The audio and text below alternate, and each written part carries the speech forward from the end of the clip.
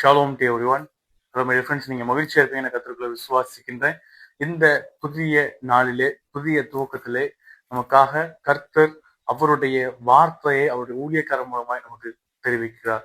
என்ன அப்படின்னா, இந்த புதிய நாள்ல நம்முடைய சிந்தனைகள், நம்முடைய செயல்கள் எல்லாம் ஒருவேளை ஏதோ ஒரு காரியத்தை நோக்கி இருக்கலாம். ஆனாலும் அந்த சிந்தனையை சிதறடிப்பதற்காக எத்தனையோ சூழ்நிலைகளை நாம் பார்த்து கொண்டிருப்போம். அதன் வழியாக நாம் கடந்து நடந்து கொண்டிருக்கிறோம். ஒரு இந்த நடக்கின்ற இந்த பாதையை பார்க்கும் பொழுது, நாம் சந்திக்கின்ற அந்த சூழ்நிலையை பார்க்கும் பொழுது, சமாதானம் அப்படின்ற ஒரு நிலையை இல்லாமல் நம்முடைய வாழ்வு மிகவும் அதிகமாய் அலைக்கழிக்கிற, ஒருவேளை கடலை போல கொந்தளிக்கிற நிலையா இருக்கலாம். ஆனாலும் இன்றைக்கு நம்முடைய கர்த்தர் அவருடைய ஊழியக்காரர் மூலமாய் இன்றைக்கு நினைப்பட்டுகிறது என்ன அப்படின்னா, தேவ சமாதானம் நம்முடைய இருதயங்களை ஆள கடவுது என்று.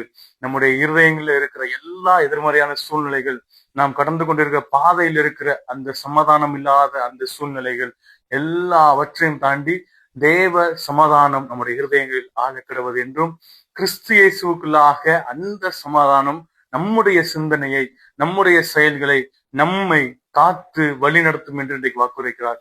எனவே தேவனுடைய வார்த்தையை விசுவாசிக்கிறவர்களாய், தேவ சமாதானம் நமக்கு கர்த்தர் கொடுத்திருக்கிறார் என்பதை உணர்ந்தவர்களாய், கிறிஸ்துவனுடைய சிந்தையிலே நம்மை நடத்துவார் என்ற உறுதியோடு இந்த புதிய நாளை சந்தோஷத்தோடு துவக்கும். தேவன் தாம் நம்மை ஆசீர்வதிப்பார். God bless you all.